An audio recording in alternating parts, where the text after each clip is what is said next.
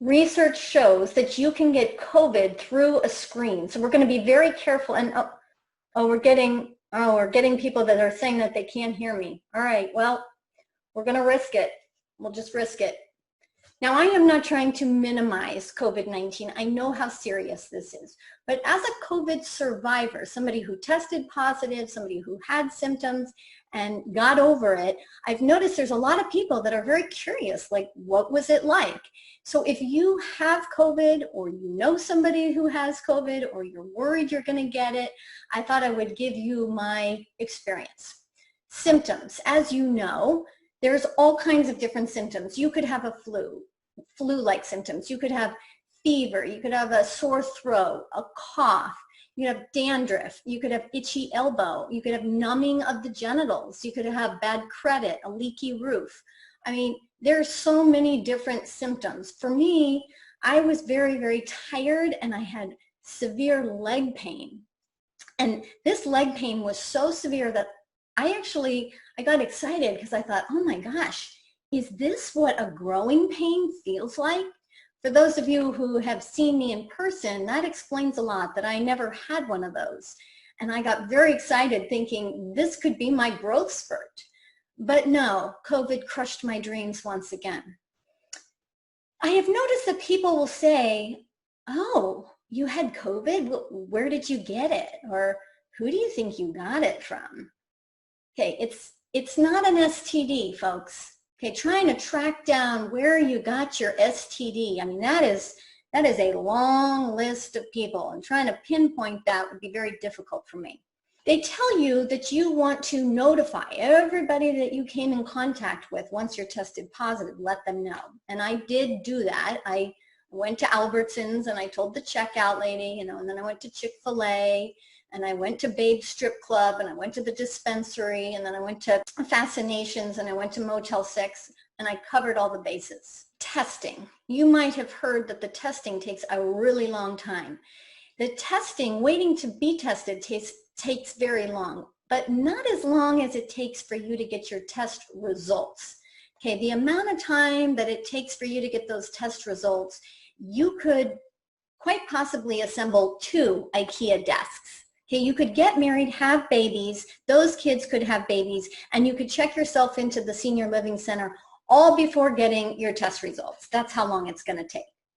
But as I was waiting to be tested, it was a 2-hour and 23-minute wait in my car. And before I left to be tested, I had drank about a gallon of water, because that was another symptom. I was extremely thirsty. So here I am, 2 hours and 23 minutes in the car, couldn't get out of the car, couldn't get out of line, and I had to pee. And I looked over in the passenger seat, and there was an empty water bottle. And I thought, could I? I mean, what are the chances that I could actually make it in there? And that is when I was reminded of my good friend Jennifer, who recommended the Sheeness. The Sheeness is for women who are hiking, or maybe they're traveling, or they don't want to sit in a dirty porta potty. And ladies, okay, this allows you to no longer squat. It is time we take a stand. So might I recommend you get the Sheeness so that you're fully prepared for your COVID testing. Now, there's some silver lining of COVID-19, and that is the social obligation that you can get out of. Let me explain. Maybe you don't want to go to work. Maybe the holidays are coming and you just don't want to get together with family. You can send the COVID text message. John, my husband, Lindsay, and I, my daughter, we were heading to California after we were cleared, and I texted my husband's family, who we actually like we actually look forward to seeing them. And I said, we're on our way to San Diego. I'm sorry I didn't tell you ahead of time, but we tested positive for COVID. John is just now getting over his COVID cough, and we are so excited to see you. To which they all replied, we're not comfortable seeing you, which I think we all would agree that we would all say that, understandably so. So nobody wanted to see us, and so we had to go to the beach for 7 days in a row.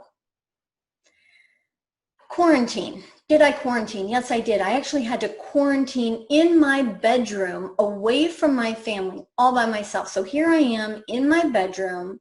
You know, I had my own bathroom. I had my own TV and my own bed. My husband had to sleep on the couch for 10 days in a row. And good thing he's used to sleeping on the couch, but I couldn't work. Okay, I couldn't clean, I couldn't cook, I couldn't do laundry, I couldn't drive my kid around. All I could do was sleep, watch Hamilton, okay, 3 seasons of Ozark, and shop online. There I was, just wasting away in Coronaville. And my husband would actually bring me food and water. And because COVID-19, which actually we should be calling it COVID-15 because it's kind of like the freshman 15 we all gained during quarantine. But because I had these symptoms, nothing tasted good. Everything tasted bitter. So I didn't really have an appetite. So thanks, COVID. You helped me get back into my skinny jeans. So you should check with your doctor. See if COVID is right for you. Possible side effects include sleeping, more sleeping, even more sleeping, aches, pains, inability to operate lightweight TV remote controls, and dying. Too soon?